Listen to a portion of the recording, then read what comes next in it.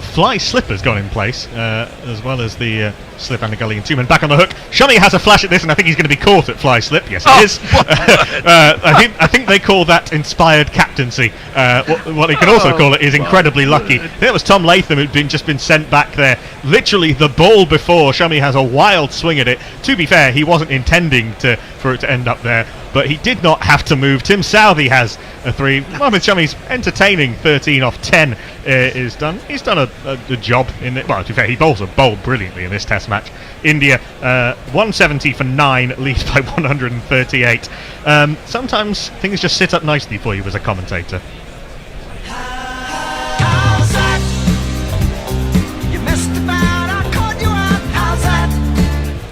Well, I was just going to accuse him of stable door captaincy by saying, well, the ball's gone there, let's put a fielder there, and the ball went absolutely straight to him.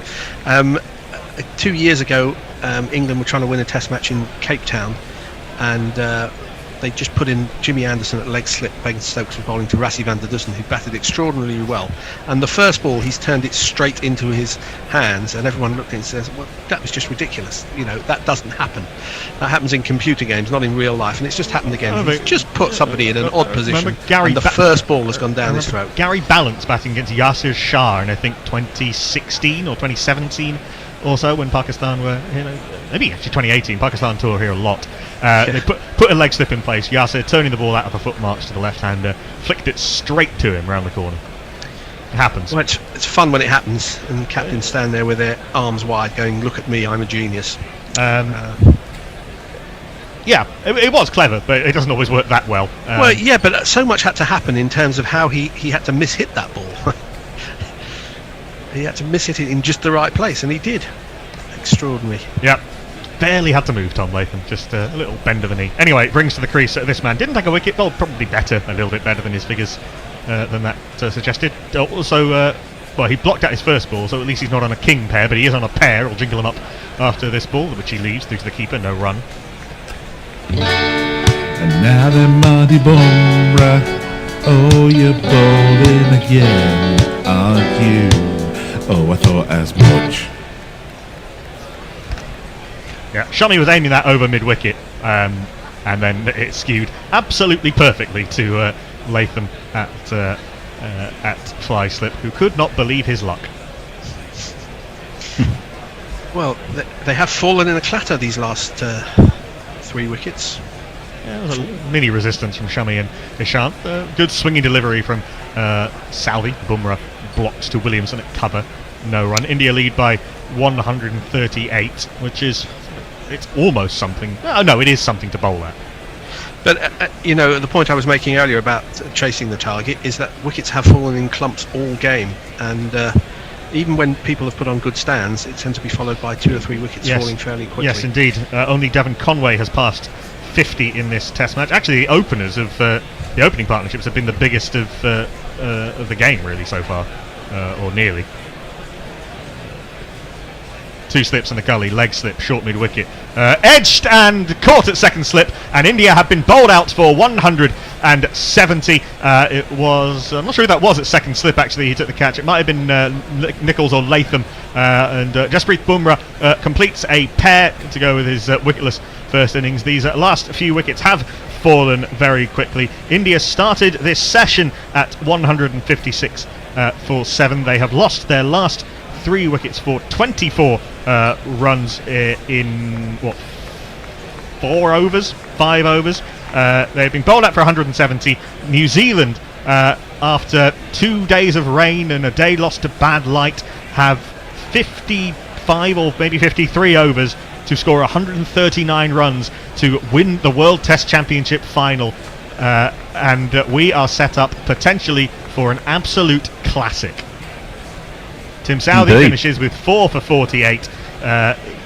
Trent Boult with 3 for 39. Kyle Jamieson 2 for 30, and Neil Wagner 1 for 44. Rishabh Pant top scoring with a harem-scarum 41 off 88. Rohit Sharma on 30, the only other man to pass 20. Cheteshwar Pujara, Virat Kohli, Ravindra Jadeja and Mohammad Shami, and extras getting into double figures. I think we're meant to have a change, so I'll get out of the way and let Hendo, Gary and Bear talk you through the innings break and the first part of the New Zealand innings, but they will need 139 runs to win. Oh, interesting. Tom Blundell was keeping for that period, so Will Young was on for BJ Watling, so Watling might not be able to bat, which could be interesting. Bring in Hendo and bring in Gary. What a thriller we've got on our hands, Hendo.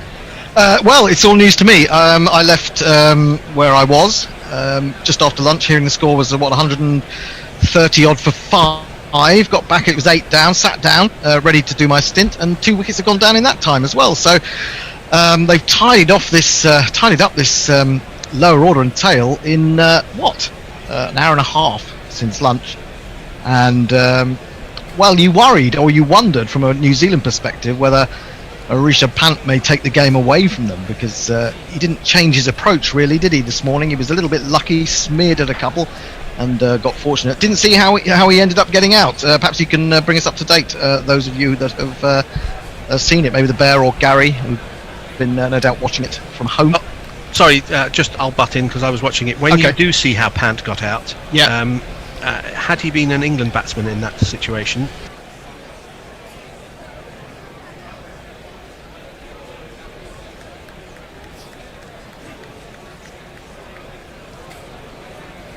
you would still be on your the 14th sentence of your rant. Absolutely. Right. Well, he did play that. I mean, he played a couple of shots this morning like that, didn't he? And he got away with it against Wagner in particular, I thought.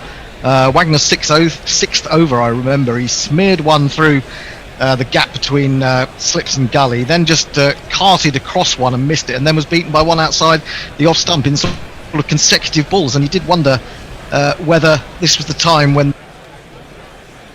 Well, we are back.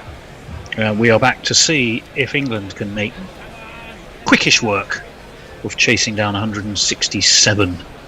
Sri Lanka having rather stumbled their way to 166 off 41.1 overs. With me are the estimable Jacob Jaffa.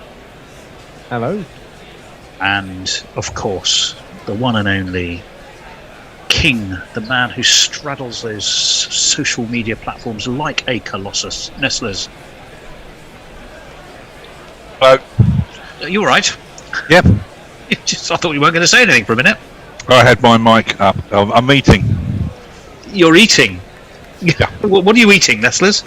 Peanut butter on toast. Oh, it would have to be toast, wouldn't it?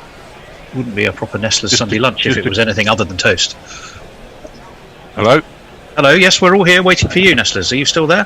Sorry, I'm getting... You've got peanut butter on your microphone, maybe? No, it's the feed keeps playing back to me. It's alright, stop now. Well, that's absolutely fine. So, gentlemen, fabulous bowling by England. Pick of the bowlers, Tom Curran, wouldn't we say, Jacob? Yeah, although I thought in terms of the overall quality of the bowling, I'd actually edge Chris Wokes for that. Tom Curran in the wickets and reaping the rewards, but I think Chris Wokes bowled for his 2 wickets, a really tidy spell, went at 2.8 and over, and just bowled beautifully as far as I'm concerned. He did, and actually now you've mentioned it like that, at least 2 of Tom Curran's wickets were caught in the deep, although you still have to get those wickets, and they both came with shots probably the batsman shouldn't have played. Not really enough room to play either of them, and were found out as a result of it. Nestlers, do you think England will go hard from the top, or do you think they'll be solid and sensible just to make sure they get over the line without any embarrassments? Well, Morgan's teams tend to be, would I say, conservative? I don't know. They don't go mad unless they have to, and they don't have to. I think the top 2 tend to like to tee off. I think both Jason Roy and Bairstow, Jacob, are pretty keen. But should either of those go, then Joe Root is the master of adapting to a situation, whether it's accelerate or stabilise. I bet Morgan has told them to be careful. Yes, it's his style. The Gareth Southgate of the cricket management. Well, you see that most people would argue right now that that's high praise indeed. Oh no, it is. Now, if we're looking at this live, we're in all sorts of trouble here. Because if is that a live picture from Bristol? Because that is live, I believe. The covers are. Very sorry to have to tell you that the covers are all over the ground. The floodlights are shining as bright as they could against an exceedingly dark sky. Looks like a scene out the day after tomorrow. It does, as Nestle. I can, if you didn't quite catch that, due to the mouthful of toast and peanut butter, what it was, it looks like a scene out of the day. Was it you say the day after tomorrow, Nestlers? Yeah, the film. Ah, of course. Of course. It's clearly bad, guys. They've put on spin wash. They've put on a Sky Sports documentary. It's clearly not a good outlook. I see Phil Tufnell there. Yeah. That means they well, think they're off the Mike long Gatting. haul. And somebody there was eating toast, Nestlers. Highlights on. Right, well, I did think when I was about to do my first commentary stint of the day that the dark clouds were gathering and I'd be lucky to get a ball. As it was, I got through my full 10 overs. But the rain gods aren't going to let me get away with that twice. And I'm afraid it's not looking good at all down there in Bristol. Although apparently it says we should be getting underway soon, is what it's saying on our friends at Cricket Info. But the news from the ground isn't great. Hooning it down, by all accounts. So a 3:15 start. Well, that's come and gone. I would imagine. Sorry, just looking at the BBC live chat, it's saying. So the most recent one is it's now absolutely pouring down, and also they said the ground stuff looked like they're kind of they're locking us down for a storm. It's got very dark, and a quick look at the radar suggests we're in trouble. Well, as is the wont of poor Sri Lanka, they must absolutely be convinced that Bristol saves its worst possible weather for them. Of their games played here, 2016. They batted, made 248, I think. England only got 2 overs in before rain stopped play. They had 2 matches in the 2019 World Cup. They never even got to start.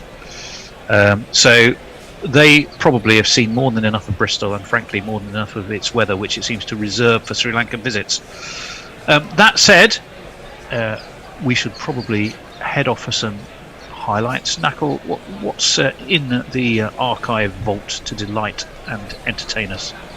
Well, we've just been playing through the innings break, the final day of the World Test Championship final, and we timed it quite nicely because it's the innings break there. So the New Zealand 4th innings chase is just about to start, and what a fun chase it was. Indeed it was, and we won't tell you who won, so enjoy it. If you don't want to know the score, listen away now. When the notion that Rishabh Pant could rescue you from any situation with an attacking approach was actually going to fall down. Well, I think it's slightly different. I mean, when he was playing against England, it was mainly against spin. I mean, it's and he's clearly a talented player against spin, and was getting down to the pitch of the ball. It's a lot harder to get to the pitch of the ball of a seamer who's bowling half trackers, you know. So there was a lot of swinging, missing, trying to carve it here, there, and everywhere, and that was the eventual downfall. He was trying to cart it over the leg side. Thick outside edge that went straight up in the air. Bloody good catch by Henry Nicholls. Had a long way to go back. They'll probably show all the wickets now. He had a long way to go back and managed to catch it over his shoulder running back. So it's a really good catch. Those are good ones. Exactly. Good ones. I imagine it was spinning as well a little bit. Yeah, exactly. And it went a long, long way up in the air. But as you'd expect, the problem is India don't really have a tail to speak of, do they? I mean, the last 4 wickets have gone there in 4 overs. And that Ishant Sharma can hang in there. You really needed someone to try and do that a little bit with him and eke out a few more runs, didn't you? By the way, cheers, I'm on the whiskey. Oh dear. Oh, is that a good thing or a bad thing? I think it's it's the first one or the marvellous third? Oh, it's first. Okay, all right. Pokey.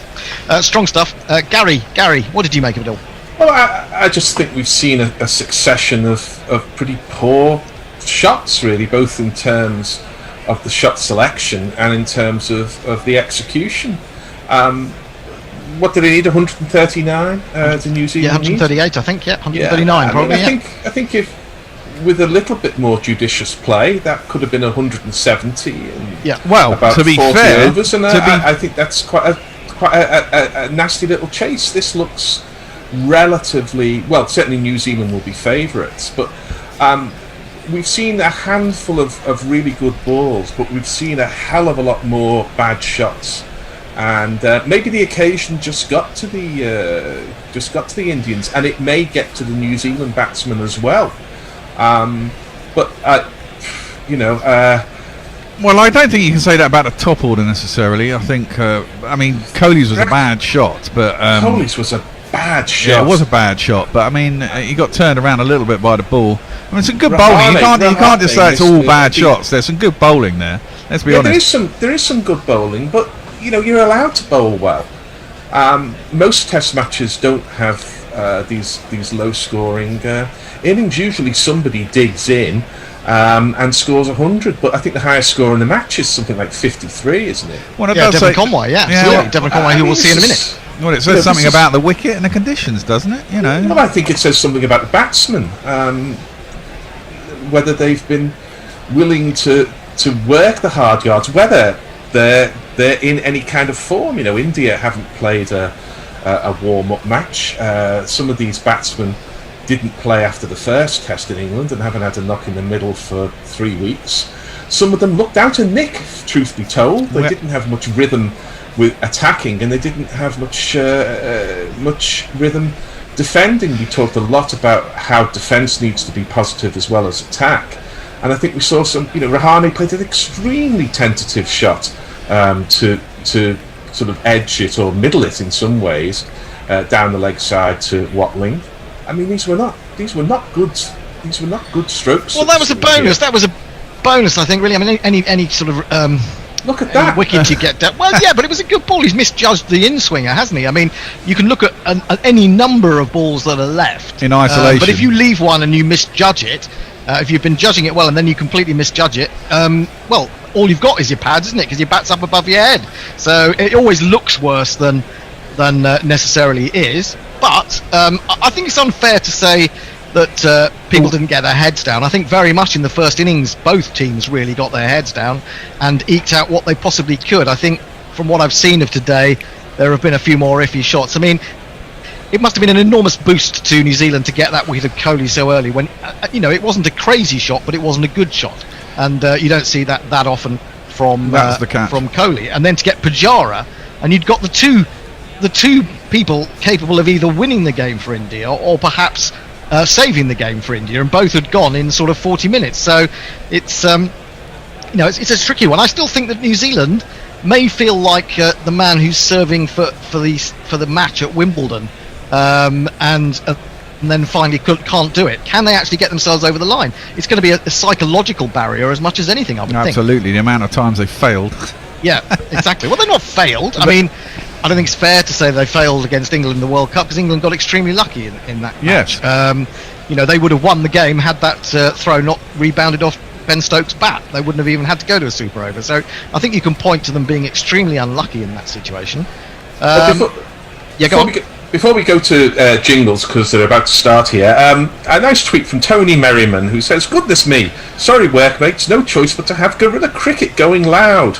You could actually, excellent. You could actually become cricket fans, of course." Oh, well, hello to your a walk in the park for the Black Caps there. So he's writing off India already. Sean Barry says it's on, but small chases make me nervous. Expect Ashwin to be on early, even if he doesn't open. I agree with that. So New Zealand need 13 boundaries to have more than India. That's how it works, isn't it? Says Messi Jazz. The Shah of Blah says 7 or 8 wicket win for them. Pirate Badshaw says, I got myself enthusiastic for Ireland having a chance at hunting down that score at Lords against England. I'm not going to repeat that mistake today. I want New Zealand to do it, but I am trepidatious. Armchair Cricket Podcast says, surely the difference between the two teams' tails is again showing up. Ant-Man 1805 says, oh, cheer up Gary. I didn't realise I needed cheering up, but there you go. Vasant Heed says, no, they need to get those runs. It's a final and 2 quick wickets, they will feel the pressure as much as India. I agree with that. I think the pressure is coming. Abdul Hay says, deep thoughts. I'm not quite sure what that's about. Ravi Nair says, Bear, there's no point to Garfield Naylor is never wrong. That's a record that's wearing out, I think, Ravi, if truth be told. There you go. He's often wrong. Yeah, we're up to date pretty much on the tweets. I do like the fact that someone is giving a harrowing afternoon to those people who don't like cricket because he's got Guerrilla Cricket on at work. That is absolutely wonderful news. I want to know where he works. You want to know what? I want to know where he works and righto. And what their names are, and we'll say hello like a radio station, like a proper one. Hey, we might do requests. Yeah, absolutely. Let's find out who's going to be bowling the opening over. I imagine it will be... well, it looked like it's going to be... Where is he? There he is. This man. Ishan Sharma's gonna get you. Gonna look you right in the face. First ball of the New Zealand chase, and Latham it is facing. He defends into the onside, but something got Ishant Sharma slightly excited there, and he had his hand on his head for a moment. Maybe thought he was going to strike the pad, and Latham leant across his front leg and just eased it into the onside. Yeah, just inside edge, in fact, onto pad. So Virat Kohli was going up for a big appeal, but there was a massive inside edge. So let's jingle up Tom Latham. Indeed. He opens up a thing or sometimes keeps wicket. He doesn't bowl great, but I still don't wanna face him, Tom Latham. I have a question for you, gentlemen. Okay. Ishant round the wicket to Latham. A little bit of nibble away from the left-handed batsman, but he plays it well enough, adjusts and pushes it into the offside, and there is no run. Yes, Gary? Do you think Kane Williamson should adopt the same approach in this innings that he did in the first innings? No. Primarily because it'll probably take him too long and they won't get the runs, even 138. I mean, he backed extraordinarily slow. He's going at a strike rate of about 30. Well, we've got 52 overs after this one remaining today. So they're looking at a run rate of about 2.6, aren't they? 2.6 and over. So they do need to be slightly quicker than they were in the first innings. And not the exact figures, but the approach he took in terms of his minimising of risk at the cost of scoring very few. Well, you look at that and then you say he's got 49 very valuable runs. Around the wicket comes Sharma. This is too wide, left alone by Latham. It wasn't greatly entertaining, and I think, as I pointed out in the report last night, it was even slower. I mean, there's been so much criticism for Dom Sibley at Lords in that first test when England were allegedly, weren't chasing 275 to win. He actually batted longer and for more balls than that. Probably more attractive to watch than Dom Sibley. But it was slow. But then again, you got someone like Kyle Jameson came in lower down the order, gave the innings a little bit of impetus that took them past India. So I'm not sure if New Zealand do this, then I think you have to say it was the right approach. I'm saying in this innings, should he take the same approach? Well, more or less, I would say yes. Driven this time by Latham to wideish mid-off, and there is no run. But he does need to be probably a little bit quicker. I mean, I was going to say, I mean, the thing about small chases like this, I mean, if New Zealand, I mean, I imagine they'll be ultra cautious to start with, get themselves in, da-di-da-di-da, but they get to 70 or 80 without loss. Suddenly things become a lot easier because India need to get wickets. They'll start trying to create situations which may then lead to runs leaking quicker, and then it could all suddenly go a lot quicker towards the end. But also, on the reverse side of that is if India have them 15 for 2. And especially if those two are Devon Conway and Kane Williamson, I would suggest. Ishant in, bowls to Latham. Latham presents the full face of the bat to this lovely straight bat, and it's defended back to the bowler. Yeah, I want to say, in point to Gary, I mean, you're saying that about India not having batted. New Zealand have batted extraordinarily well in 2 tests against England, and they still struggled here. So it's not an easy it's not an easy wicket to bat on. Clearly not a high-scoring wicket. Highest score is 249. So some of that is down to the slow, wet outfield. But I do take those cases. O'Neill Harris says 2 best teams in world cricket, and no one makes many runs. Both teams are playing in foreign conditions with regular interruptions. Instead of blaming the conditions, we blame the batsman? Not necessarily. Well, I mean, I think you've got to look at the conditions. This is played off the back foot by Latham to backward point. That will be the end of the over. It's a maiden, so New Zealand have not taken any runs off that target of 139. I think it is very difficult for batsmen to keep coming on and going off again. It's very difficult to get any sort of rhythm. We saw how angry Virat Kohli was on one evening when they were taken off, obviously against his desires, and so I think it's harsh to, when you've got the number of quality batsmen that you've got there in these teams, and only one player gets a 50. I think it does say something about the conditions and not just the conditions, but the situation they've had to play, and it can't be easy just sitting in the dressing room watching it rain all day either. Absolutely, I am in total agreement with you. You can't just blame the batsman. Right, this man is going to bowl. It is.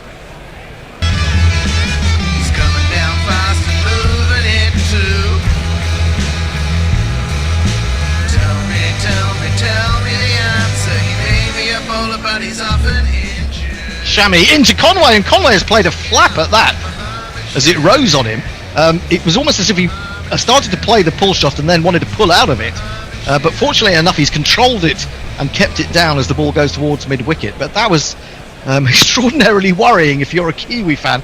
Wasn't that short, to be honest. Maybe that's just a betrayal of nerves. I mean, Conway has appeared to be quite nerveless in the performances we've seen of him so far, but just there, not quite sure whether to go after it or not. Here comes Shami, staying round the wicket to another left-hander in Conway, and he jabs this away from his ribs down behind square. He's going to get the first run of the innings, and New Zealand are 1 for none. Now the question is, do I go over or under the first wicket, guys? Under 33. Well, it's 25 and a half, so it's based on under. your result, I'm going over. Well, normally I go under, and I haven't won a single one in the entire summer. So I'm going to try. Oh, summer? Yeah. Despite England's opening partnerships. Amazing. Well, I keep forgetting to do those ones. I haven't done it on every innings. But even on one I did on an England's innings, they managed to get an opening partnership. So at that point, I lost my rag a bit. Okay, that would have been Lord's then, wouldn't Yes. it? Or maybe it may have been the second test, the first innings of the second test as well. That was a decent opening partnership as well.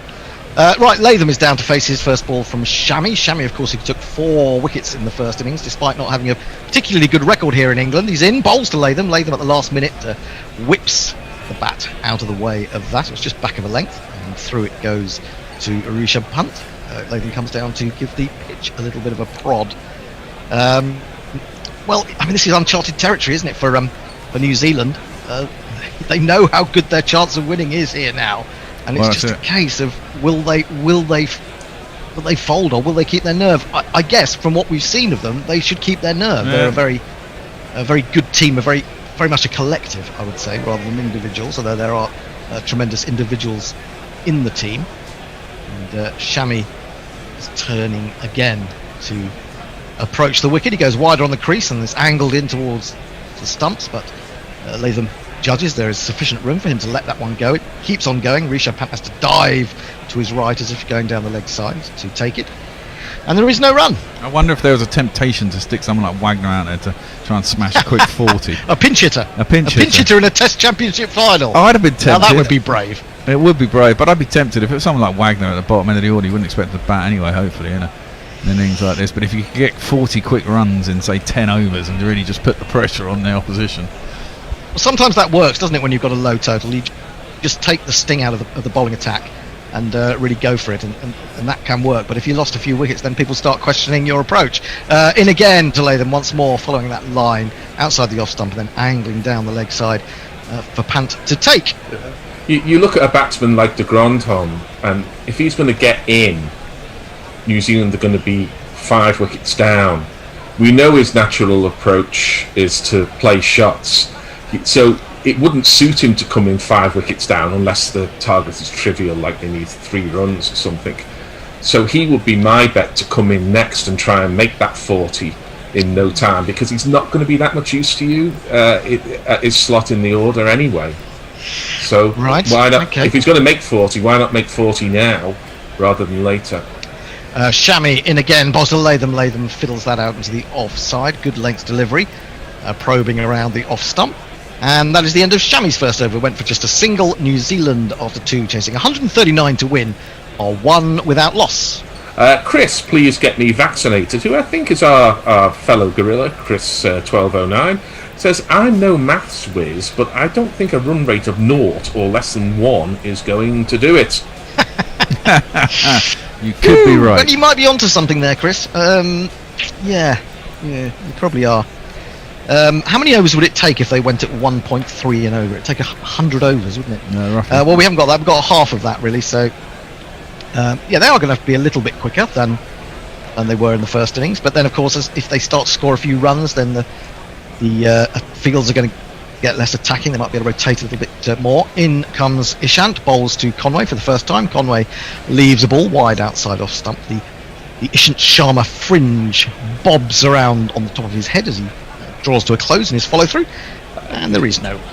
This match is going to be won at 6 o'clock one way or the other. There's not going to be any issue with overs. No, I shouldn't think so. No, it shouldn't be. And it should be finished in time for the England-Sri Lanka game this evening, which is good news for you fans of T20 cricket. Andy Ward will be in tonight, big white ball cricket fan, along with Nestler's Knuckle and who's the other bloke? Tony? Nestler's Knuckle and someone else. Tony! That's it, forgotten him. Sharma in again, bowls to Conway. Conway leaves, having a good look and trying to take the sting by tiring out the bowlers. And score remains 1 for none. Messi Jez says, on my logic, de Grandhomme should always bat at 3. Well, he should always bat at 3 if you're chasing 139, but not in what we might call more orthodox situations. I don't know. I mean, I don't know whether I agree with changing the order when you've got someone like Kane Williamson normally coming in at 3. He's a class T20 batsman in his own right anyway, so if he wants to switch it up and he believes that that's the way to go, and he gets himself in, I'm sure he will. The risk of losing Williamson in pursuit of knocking the top off the chase is much greater. Ishant in again, a fuller ball. This is defended with an open face towards extra cover at Rahani Fields. The resource that you're risking in Williamson coming in to try and do a Sehwag as he did in Chennai that time and knock Datey off that long chase, which really made the difference when England lost to Yuvraj and Tendulkar, if you recall. The resource that you're using up in Williamson is a much bigger resource than the one you'd be using up in de Grandhomme if it doesn't come off. Oh yeah, he's a pretty big resource. He's quite large. But you remember that innings from Sehwag where India needed like 380 or something. Sehwag made 80 in an hour, I think, or so before the close. Yeah. And all of a sudden, what was a daunting target became a manageable one. Ishant bowls into the legs of Conway, who steers it up to mid-on. Oh, are we talking about a game which KP was captain? Yeah, it's KP's captaincy. Yeah. When he went back after the bombings in Mumbai. Shootings and whatever. Yeah, absolutely. And that was one of the great innings of this century. It wasn't 100, but what an innings that was from Sehwag. Yeah, I mean, but Sehwag is a completely different sort of player from Williamson, certainly from de Grandhomme in one sense. I'm talking about the attitude and the intention of going out there and using someone to reduce the target to something much more manageable. 139 is certainly manageable. Ishant, 2 slips in a gully into Conway. Conway leaves a wide ball outside off stump and through the keeper it goes. Yeah, but Gary, the thing about that is that you're not asking Sehwag to do something that he can't do, and you're not asking him to bat in a position where he's not used to batting, are you? I mean, he was an opener. Well, de Grandhomme's average is about 35, I think, in Test cricket, so I'd be asking him to make 35, so it's not that big a difference. I don't know, but he's got to come in against potentially he could come in against a fairly new ball as well. I mean, that might be to his benefit, because we know that the new ball does come off bats harder or quicker. I'm not saying he should definitely do it, but I think, as the Bear suggested, I think it's worth a thought with de Grandhomme. It's an interesting idea. Ishant in again, bowls, and he finds a little bit of movement as Conway comes forward, but he comes off a thick outside edge and rolls safely to backward point. That is the end of Ishant's second over. It's his second maiden in a row. It's 1 for none. Brian Barish says figures that all of this hand-wringing about the rain and finishing the match, and we may actually bloody well get a result. Well, we will get a result. Unless, of course, the weather gods have got something really sneaky and they're hiding something like a big cloud behind the Isle of Wight. It will be let out. It'll be launched from Ryde or Newport. With 10 runs required. Yes, indeed. The old joke about what's brown steams and comes out of cows backwards comes to mind, which is, of course, the Isle of Wight ferry. I've taken it many times in my life. Chamois bowls, onto the back foot goes Latham, defends into the covers. There is no run. Well, I guess if you're a Kiwi watching this, it won't have done anything to see them, for your nerves, to see them bat out, at 0.33 runs and over at the moment. Obviously, this is, they've got to get themselves in. And but if you're a Kiwi fan, if it was England, and I was hoping for England to do this, every over that goes by without a run adds extra pressure. Absolutely. I'll be shitting it by now already. Yeah, the pressure's going to come when Ashwin comes on. Well, we'll see, and how it'll be interesting to see how quickly he comes on. And Bumrah's due a wicket or two, isn't he? Didn't get anything in the first innings. Onto the back foot goes Latham, plays this one straight back to Chamois. Bumrah's been a disappointment, I suppose, of all the seamers the three seamers that they've had. Chamois and Ishant Sharma have done quite well, but poor old Bumrah went wicketless. Yeah, I think if Bumrah was a racehorse, you'd say he was in need of a run. He didn't look to have much rhythm about him. If this were a series, you'd be saying he'll look to come back stronger in the second test for sure. Well, that's the joy, isn't it, of a one-off in a sense, and it's up to individual cricket boards to decide how these teams prepare for these sort of matches. A shorter one. He's got an edge to that. I thought he had. He pulled that. I thought he toe-ended it through to the keeper for a moment, but fortunately not for New Zealand. And I'm sorry if I woke you up there down in Auckland or something like that with my exultations, but Latham survives. But it's showing, I don't know, just a slight. He's trying out the short ball, seeing if they're going to go after it. And both openers have so far, and they've got nothing for it. Yeah, the Duke's ball seemed just bit a bit there, didn't it? Did a little. You could see. It wasn't actually that short. It wasn't really a bouncer, was it? It was a ball that rose a little bit off a length, I think.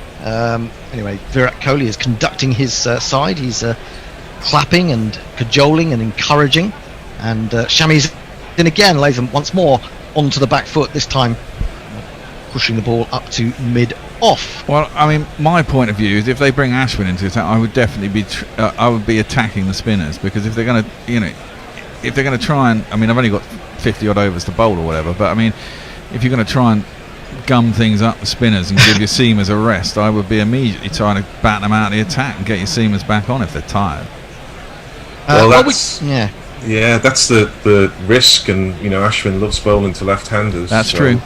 And we know that he's quite good with the new ball, don't we? Funnily enough, in comes Chamois, around the wicket to Latham. Latham leaves, hands high above his head. And that is another maiden after 4 overs. New Zealand, who have something like 49 left, need to still get 138.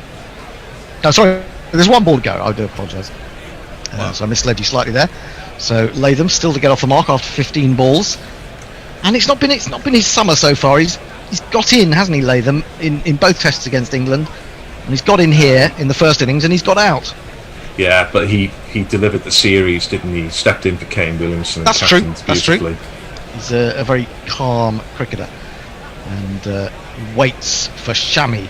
He bowls onto his legs, going to get runs here. I'm not sure whether there was any bat involved, but that's going to run all the way down to the fine leg boundary for 4. That'll get them going a little bit. And I think it is off the bat, according to the umpire. Although we haven't seen it go up on the scorecard yet. No, it's 4 leg byes.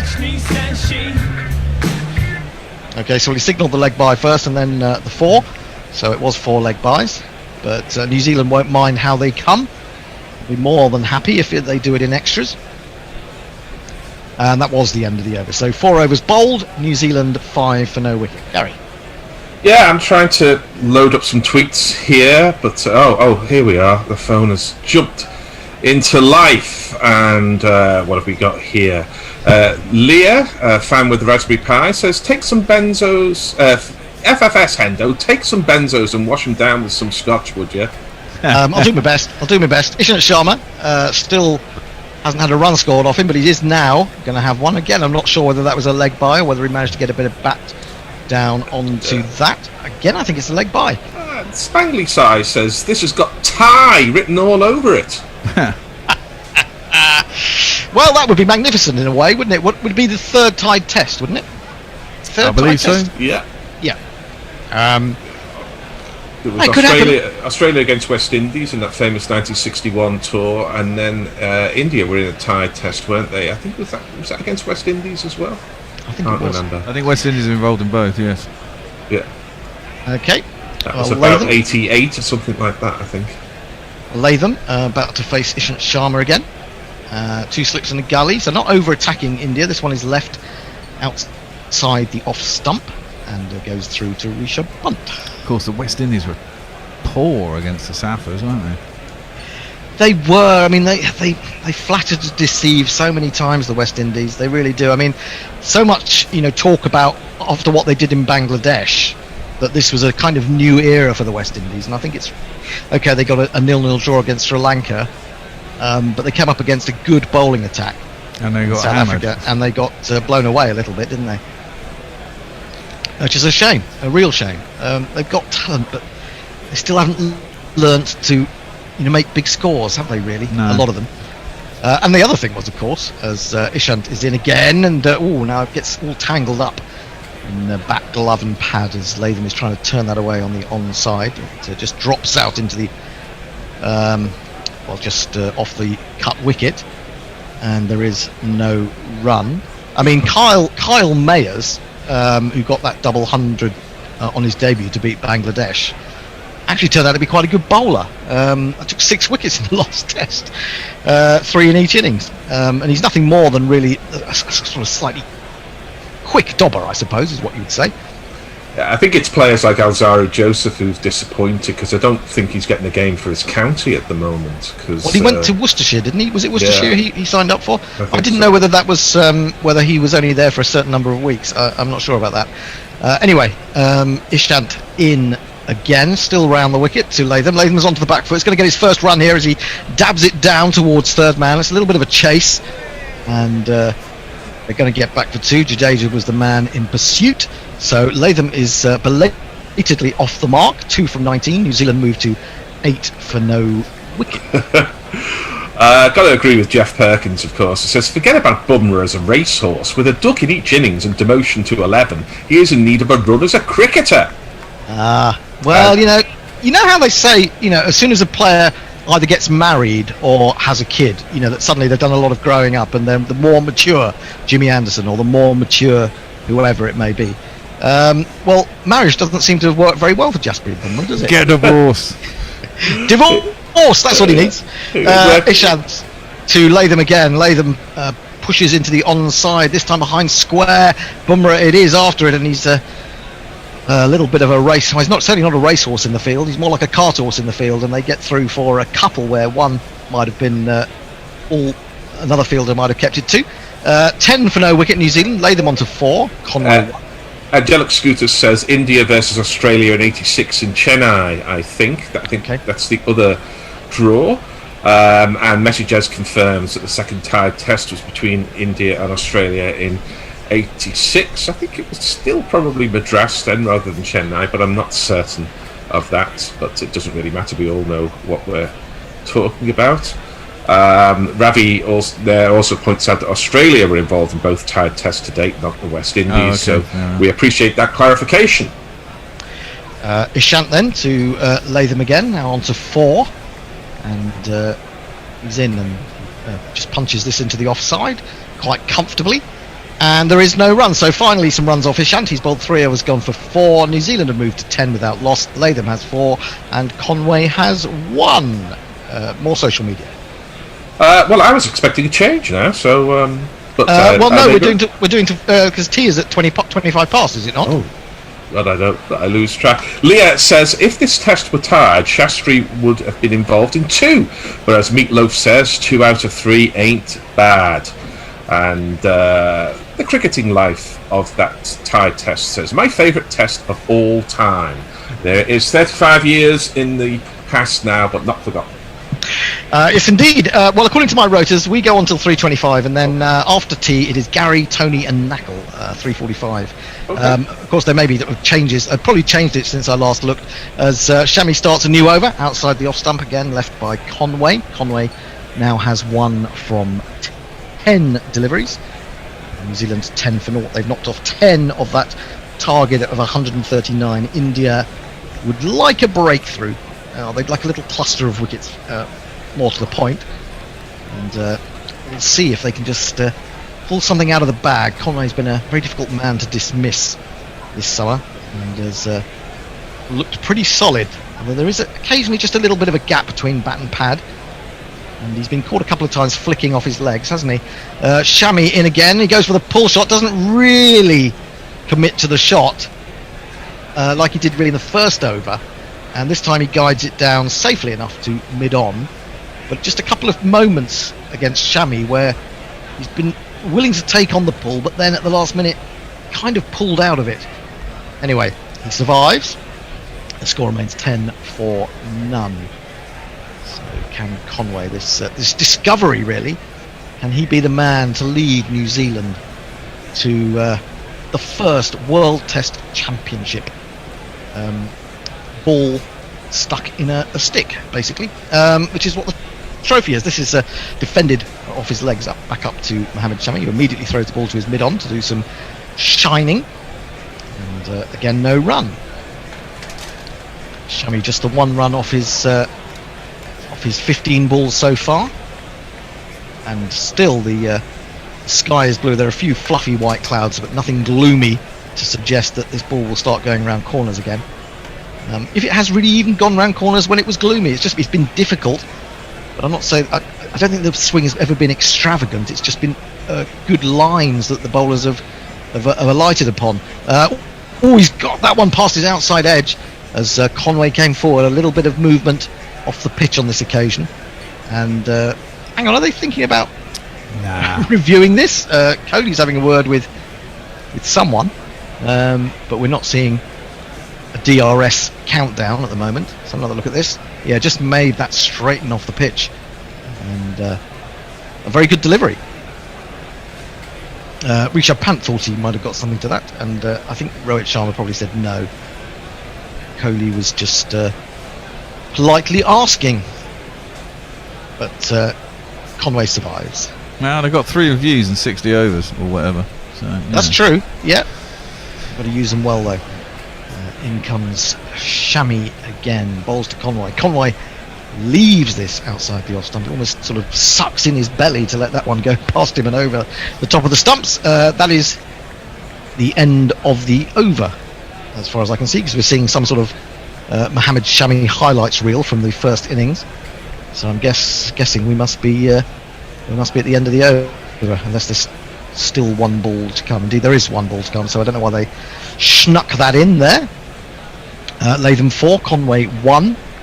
New Zealand 10 for no wicket, and if you're just joining us, they need 139 to win the World Test Championship final. In comes Shami, dug out by Conway very well indeed. Not only did he dig it out, he got enough on it to push it past mid-on, and it's gone all the way for 4 runs. 1, 2, 3, 4. First boundary off the bat, I think, of the innings, and that will make Conway feel a bit better, I would think. Yeah, that was a very nice well. shot. Straight Dear down. Radhavan says, the experts on your panel will agree that the turning point of this WTC was when Williamson was not given out LBW, which was a much closer call than that of Rohit. Well, them's the rules. Well, you could argue that. I think that umpires definitely are more encouraged to give someone out if they've left the ball completely. Yeah. And I'm not saying that's right, but I think that's what happens. It's a bit like, a lot of LBWs for sweeps in the past that you felt weren't necessarily out, but they were given because they didn't like the shot. Umpires are humans too. So New Zealand 14 for no wicket. I made the point yesterday that there was a really shocking decision given against, I think, Trent Bolt. But you used to see that all the time, umpires giving 10 and 11 out for the ball hitting the pad in the same postcode as the stumps. but it was reviewed on DRS and was shown to be not out. But I'm right in that, aren't I, Hendo? I mean, you used to see some shocking decisions given against. Oh, you did. I mean, and if you've played, you've had shocking decisions, and you know you've been given out on the shot rather than anything else. Jasprit Bumrah is into the attack, and Latham is onto the attack, forcing into the offside, but picks out the man at extra cover, and there is no run. Shall we jingle up the new bowler? Yeah, here he comes. And now then, Marty Bumrah, oh, you're bowling again, aren't you? Oh, I thought as much. Well, it's very much up to him to come good here and show what a bowler he is and what a threat he is. 83 wickets in his relatively few tests so far, an average of 22. There are 2 slips and a 4th slip. There's a little bit of a gap between the 2nd and the 4th. And Bumrah is in again to bowl to Latham. It's short, and he paddles it away. Didn't get up as much as he thought, perhaps. It's gone down to Shami at long leg, or he's run round to his left. And it's just a single. Latham goes level with Conway on 5. New Zealand 15 for no wicket. No major alarms so far. We're into the 7th over. Have the Indians been out, because they're here for they've got 3 weeks off after this, haven't they, before they prepare for the series against England. Have they been able to bring their families over with them? Yeah, I believe they've brought their families over, or certainly some members of their families. But I don't quite know. They're being given 3 weeks off, but that doesn't take us to the first test. I mean, that really only takes us to the middle of July. So I guess they're going to then reconvene and start playing sort of inter-squad matches. Yeah, presumably. Because they've got they cancelled those matches, didn't they? That they were going to play between the India Test team and India A. That was the plan initially at Leicester and Derbyshire. Onto the back foot goes Conway and then leaves the ball as it rises on the way through from Jasprit. Have they not been able to, grab some games against any county sides? Well, I think the idea was that they wanted to play against their own India A side, because they thought that the nature would be much more competitive than playing a sort of second 11 team, which is basically what counties put out against touring teams these days. It's very disappointing, actually, because these used to be great games, counties versus the touring teams. Anyway, here is Bumrah in again to bowl Conway. Conway thought about pulling and then again decided quickly that wasn't the best course of action and left it outside the off stump as it went across him.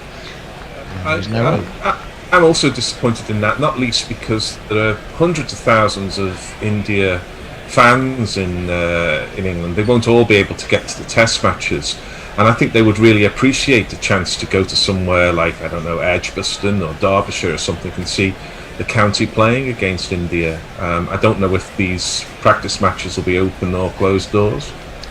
Yes, good point. Don't know. Bumrah again.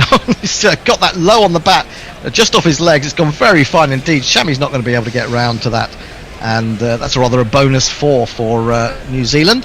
Conway moves on to 9. 1, 2, 3, 4. Presumably this is all going to hinge on opening up, isn't it? Yes, I imagine so. As much as anything, yeah. Even so, if there was a relatively small crowd be let in, I think it would be great if India's fans could see them without paying the kind of money that is demanded by test matches. Yeah, absolutely. Test matches far too expensive in this country, especially in London. Bumrah again into Conway. Conway has a little fish at that outside the off stump, and it rises on the way through to Rishabh Pant, but all is well. You don't need to worry. I'll take my pills, and you can all settle down. 19 for no wicket. Jeff Perkins has got his map of New Zealand out and says, appropriate that in a test featuring New Zealand that so many commentators, wait for it, rue a rota. Ooh. Well, no, it's only me. It's only me. I'm the only one who has to do the rota. I'm getting it. Well, we get it. Ravi there says, if you're asleep, you're missing a cracker. India got out with a lead of 139. New Zealand battling to get there, and it's not yet tea. And Angelic Scooter says, it may be that I'm starting to get very tired after a brutally long 2 days, but for a brief moment I genuinely thought the navy trim on the inside of Bumrah's collar was a stethoscope. What? Shami bowls to Latham, and again he gets the ball to move away, and Latham is just playing down the wrong line, but he doesn't get an edge. I just want to say that I saw a replay of that final ball from Jasprit Bumrah, and it went a mile off the pitch. It was a fabulous ball. and it's done too much. It's done too much. And in fact, looking at that ball from Shami, exactly the same. So there may not be a lot of swing out there, but there is movement off the pitch, and they're bowling well, but not well enough, I suppose, at the moment, or too well even. Getting too much movement. Latham settles down again. 45.5 overs left to get the 120 more that are required. Shami staying round the wickets, both left-handers, of course, out there. Latham leaves this one. And, I think that Rishabh Pant is getting a little bit fed up with the indifferent bounce. The one that's come through at head height, and that one, I'm not sure whether it just crept through and caught him on the inside of the knee, which is, of course, a very, very painful place to be hit. It's not necessarily protected by the pads. It can just sneak in there, the ball, sometimes. It looked to me like it hit the bowler's footmark. It was very full and very wide. Could well have been. Anyway, Latham settles down. He has 5 from 25 deliveries. And Shami is coming in. I think this is going to be the last over before tea, but we shall see. In behind that one, Latham, as it's angled into him. The ball just runs slowly up to mid-off. And there is no run. How many entries did we get for the GPL in the end? Oh, let me have a look. I was hoping for at least 200. So if you haven't managed to do that for me, I'll be very upset. We've got 13, Hendo. There's nowhere near 13. Is that all you rank Guerrilla Cricket's commentary being worth? 13 entries to the GPL. What did India come out at this morning? I'm shocked. What did they come out at? Yeah. They were 64 for 2. So they only added another 36, 75. Oh, now he's aimed a little push at that one, Latham, and it's gone away from him again. Shami can't believe his bad luck as it goes through to the man behind the stumps. Latham goes for a little stroll towards square leg to try and settle himself down. So he added more than 75. Hang on, 64 for 2. 36 takes you to 100, then 39. That's 75. Yeah, but you're talking about the lead there rather than the. Oh, that's no. I'm mistaken. You're thinking the lead was 32, because the lead that New Zealand had was 32. Then India went to 64, and I'm not sure. So it's 94 runs so far today. So that's not very many, is it really? And they need another 120. Onto the back foot goes Latham and pushes to extra cover. Nice shot, but Rahane is in there nice and tight and prevents the single. Have we got any sort of interesting numbers there? Well, I'm thinking if they need another 120 and they get it, that's going to be 214, isn't it? Well, India got 170. So that would require New Zealand to be bowled out then. Yeah, so I mean, India got 170. You say they came out 64, so they actually scored 106 runs today. Yeah, what? That sounds better. What? I'm going on the target, aren't I? Yeah. That's beaten him outside the off stump. Yes, you're absolutely right. They came out at 64 for 2, and they took the score to 170. Oh, okay. So what is that altogether then? That's 106 plus the 19 that New Zealand have scored, so 125. So 290, something like that, 219 to win. No. God, I'm getting confused. You are getting anyway, confused. that is tea. They've seen it through to tea. That's the first obstacle cleared by New Zealand. Latham has 5, Conway has 9. They are 19 without loss from 8 overs. They need another 120 to win. Interestingly, if they win it directly on the target, which would be 245, because they need 139, and they scored 106, so that would be 245, yes. Scrambid Channel would win. Right, okay. If they won with a 4, that would be what? So that would be 143, 106. Okay. Then no one will win. So basically, they have to get it a single to get over the line, and someone wins. Other than that, it'd be pretty tricky for someone to win. So we finished this segment with a truly appalling tweet from Pirate Badshaw. Good. He says, several Kiwi players are taken to woodworking during the pandemic, stumps being their speciality. An inquisitive umpire asked, did Tom Latham? Oh, yeah, please. yeah. I mean, that's. I think you need to go and have a cake on the basis of that. So do I. Yeah, absolutely. So, shall we put some highlights on for just a little while? Yep. Okay, we'll be back in about 15 minutes. Yeah, indeed.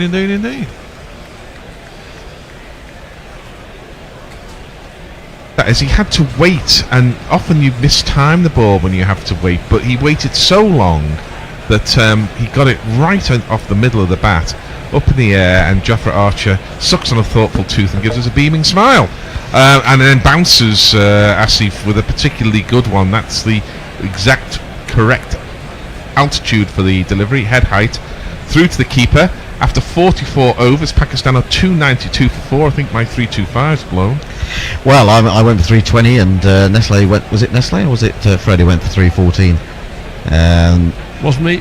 Yeah, wasn't it? I messages 345s looks don't make predictions, and I never will. Linux Lear says Safraz is 1 away from not damaging his average. He tends to get out around that time quite a lot. Right. Okay. Brian Barish is having difficulty listening to us. Oh, we don't want that. I'm not sure what we can tell him to do. Well, what's he saying? He's been saying for a while he's pressing the listen button on the website. Maybe you should turn it off and turn it back on again. Hello, you should work in IT support. I do. Safraz attempts to hit this ball in the air, and the all-purpose England fielder Chris Wokes couldn't quite get there. Not unsurprisingly, seeing as it was well out of his reach. But again, Safraz had no timing whatsoever from that delivery from Mark Wood. It was a horrible shank, wasn't it? It got it up high on the bat, and if he'd hit it a bit better, it probably would have brought about his downfall, because that's just short of Wokes diving forward. It was, so 293 for 4. Again, to reiterate the score, we'll try and give you the score as often as possible in the frenetic closing stages of this innings. Only 4 wickets down, Pakistan, as this is wide outside off stump. Safraz, sorry, that's Asif Ali, so they did go through for a single. Can do nothing with that. So Wood mixing up his pace here, and a new batsman and the constantly misfiring Safraz. I think Wood's quite happy to bowl to these two. Well, I mean, yeah, he's bowled pretty well actually. He has produced a few variations that have worked reasonably well, and he's by no means the most expensive bowler of the day. Well, he turns, and this new longer run-up of his, he's in, goes slightly wide on the crease, and that's a half volley that Asif Ali strong arms, but again he's got very little timing, and England's all-purpose fielder Chris Wokes comes in, slightly fumbles the ball, and gets it through to Jos Buttler. They were always coming back for 2, and I think the 2 was always going to be there. Pakistan 295 for 4. If Wokes manages 2 more catches, says Yoel, he will equal the record for 5 catches in ODI innings. Who is the current record holder? Are we talking about an outfielder, or are we talking about a keeper? Well, it must be an outfielder. 5 wouldn't be the record for a keeper. 5. What, even in a one-dayer? Is it Monty Panesar? Did Viv Richards take 3 and a run out? 3 run out. They're 3 run outs. It was 3 run outs. Another attempted sort of tennis shot there by Asif Ali. It started off looking like it was going to be a pull, but turned into one of those attempted tennis shots. Anyway, he missed it, as Pakistan have, I think, too often, and the ball's gone through to Jos Buttler. So Mark Wood 3 from 4 balls here in the 45th over. That's pretty good stuff. Mark Waugh? Well, we haven't got an answer yet. So right. Carl Hooper, maybe? Used to take a lot of catches. Jaya Wardener off Murray.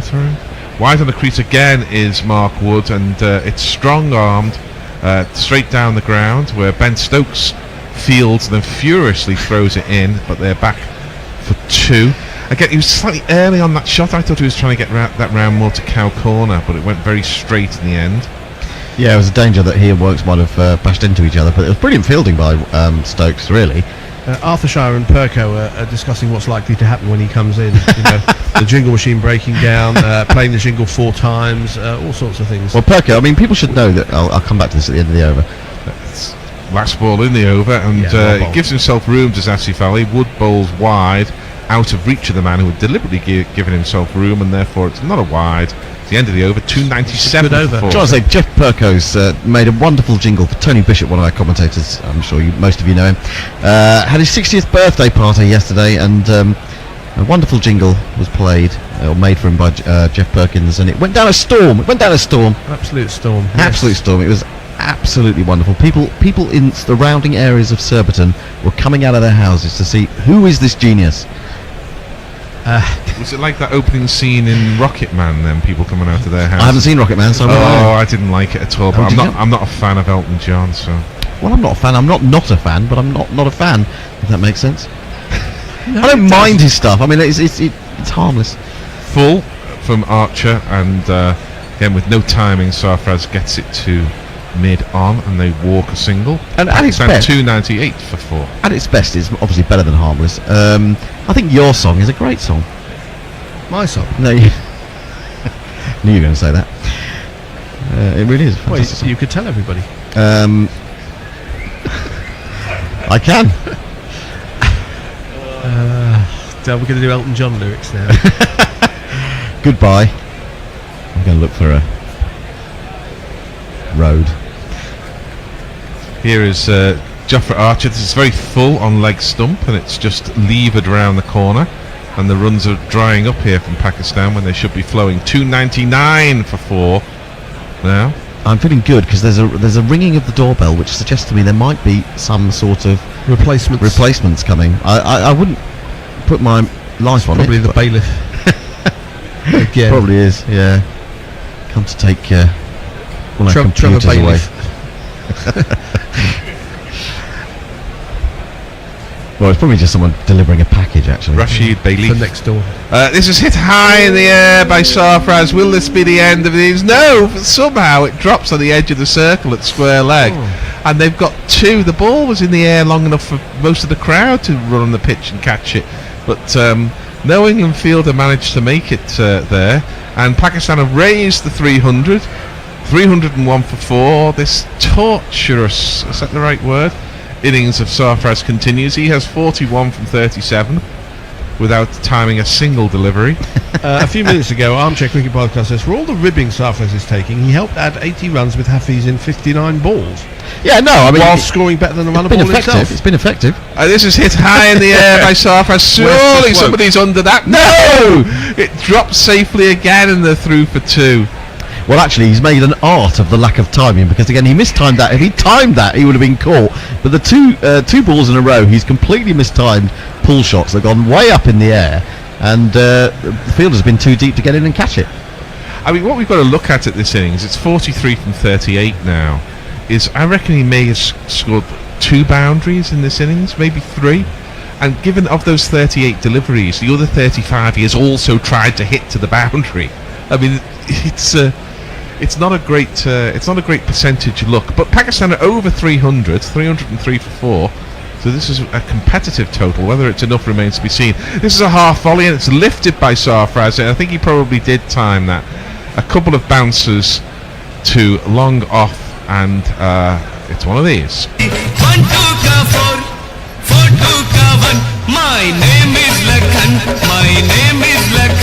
And Archer's shown a bit of the concern when you've got pace on the ball here, because I think it's been a bit easy to hit, but he's bowled better than his figures suggest, but you know, his figures are not great. Sarfraz goes back, gives himself room, and it bounced just in front.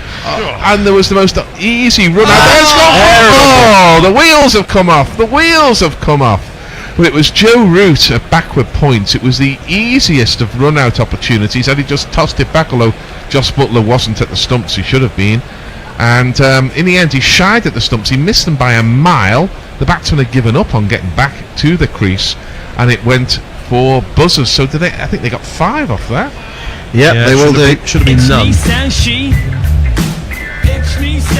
What was so remarkable about that was it was only just short of him there at backward point. Nearly turned it into a catch. Then they obviously went for the run anyway. It had gone so quickly to him that there were no way that if he could make a direct hit that they were going to the batsman running to that end was going to be in. And he seemed to deliberately take aim, threw it as hard as he could, and yet missed by a few metres, and it went away between 2 men out on the opposing boundary for 4 overthrows. Joss Butler was running up towards the stumps, and of course these things happen so quickly, it's hard to keep your thinking straight. But had Root just paused for a moment, he could have thrown it to Butler, and Butler could have taken the kind bails of did off. pause to take aim, I think. You know, that was the strange thing. And he got it horribly wrong. Sorry seems to be the hardest word. Hey. Joe Root. Oh dear. Yeah, Archer was not very happy with that, has to be said. Here's Wood. 46 overs gone, score 311 for 4. And this is hit straight to Johnny Bairstow. Asif Ali attempting to hit a 6 again over the cover boundary with a horizontal bat. But Johnny Bairstow took a fine catch above his head. The England fielding has been a mixed bag. There's been some very fine catches, but there's been some missed runouts and there's been some misfields. But the wicket goes down. Asif Ali gone.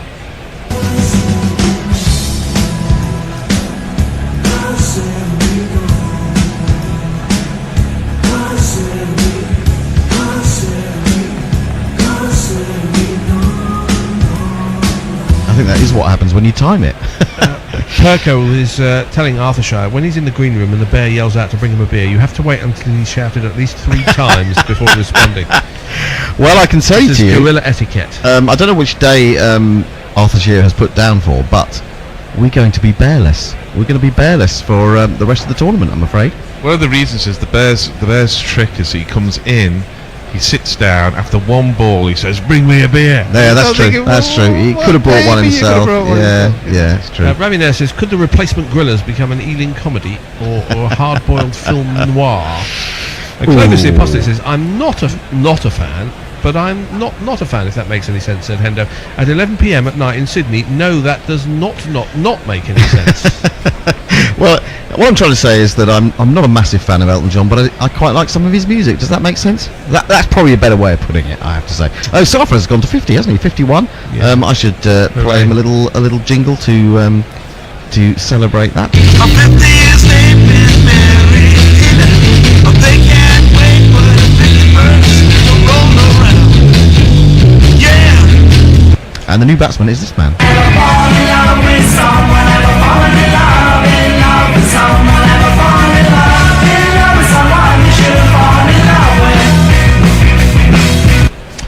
And he's clipped that ball to deep square leg, Mr. Sanya Mirza, also known as Shoaib Malik. Seems to be batting a bit deep in this lineup at 7. Yeah, I thought he might have come in one earlier. I think he's playing mainly as a bowler then, but you get the feeling that he should have come in at 5. Yeah. Sarfraz at 7, but as Nakul says, Sarfraz hasn't really got the range of stroke, but if you haven't got the range of stroke, then maybe you shouldn't be in at 5 anyway.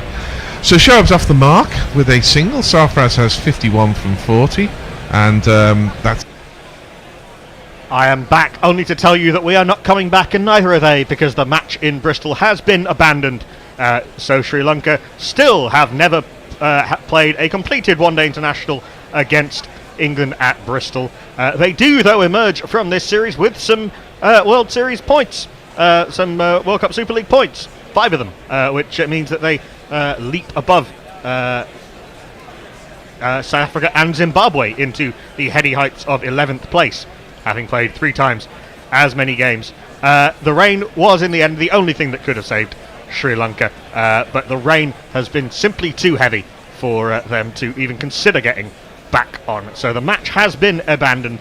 It is a no result. England win the 3-match series 2-0, and we will be back here on Guerrilla Cricket on when does the first one-day international? On Thursday. On Thursday at 12:50 p.m. UK time. Excuse me. 12:50 p.m. UK time for the first one-day international between England and what we expect will be a much more competitive Pakistan team from Sapphire Gardens. But until then, from everyone here at Guerrilla Cricket, it is goodbye. Guerrilla Cricket. Whoa. Guerrilla Cricket. Whoa. Guerrilla Take guard, man the barricades, patrol the cover boundary. At last the time is come, this is a cricketing emergency. Hear this call to arms for every cricket revolutionary. Take up your bats and stumps.